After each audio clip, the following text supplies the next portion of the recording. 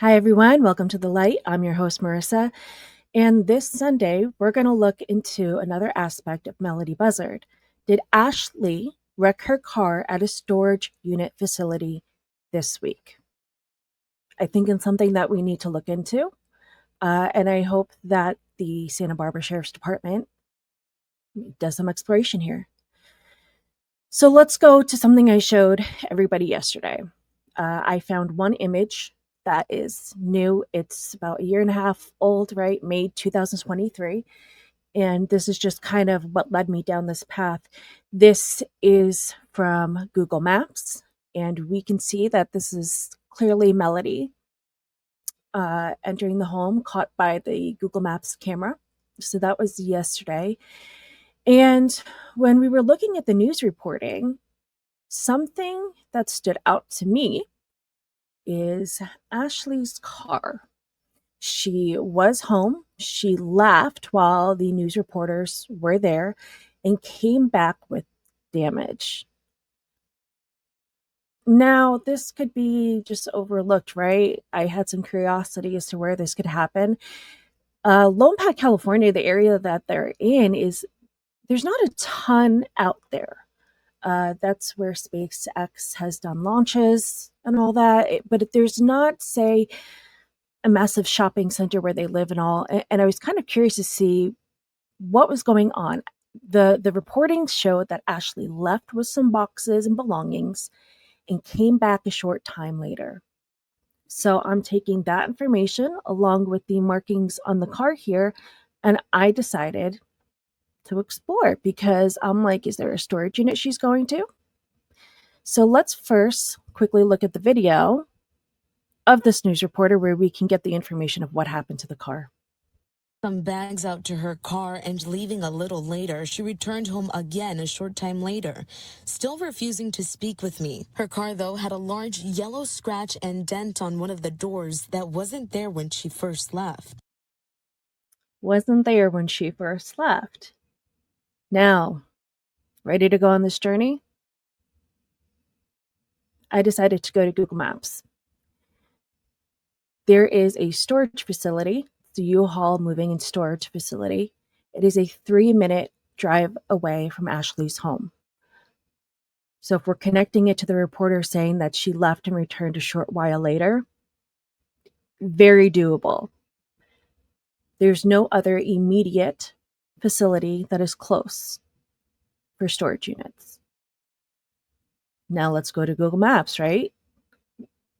Do they have those yellow stanchions, those blocks? Tell me what you call them, but vavoom. So when you go to a storage facility and you need to enter the units before getting in there, you always have to enter a code. And this is extremely common. You've got these just outside of the code box so you're not hitting that device. And you can see this image on Google Maps is from September 2025. So this past September. And if we go in closer, these looks pretty freshly painted. That they've been, so if there's any marking correlation from Ashlee's vehicle and paint transfer on these, it's highly possible that it was Ashlee's vehicle making contact. Now, just for some transparency, we can see this is common because this is from 10 years ago on Google Maps. When we look at the business, you can clearly see other people have marked up against these poles, but it also shows that this is something that happens.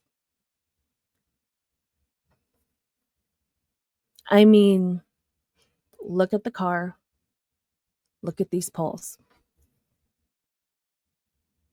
Ashlee is living in a house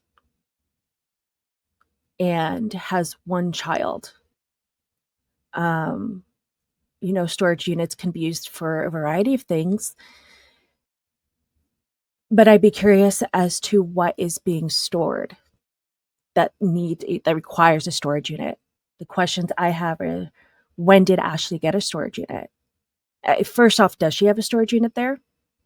Just based off some things, I'm inclined to think she may have a storage unit there. The fact that she left with some belongings and came back a short while later. Seems like she was visiting a storage unit. When did she get that? And if that's the case, I think the sheriff should look into this because there's tons of cameras at storage unit facilities. And then on top of that, I think they should check it. A child is missing. A child has not been produced.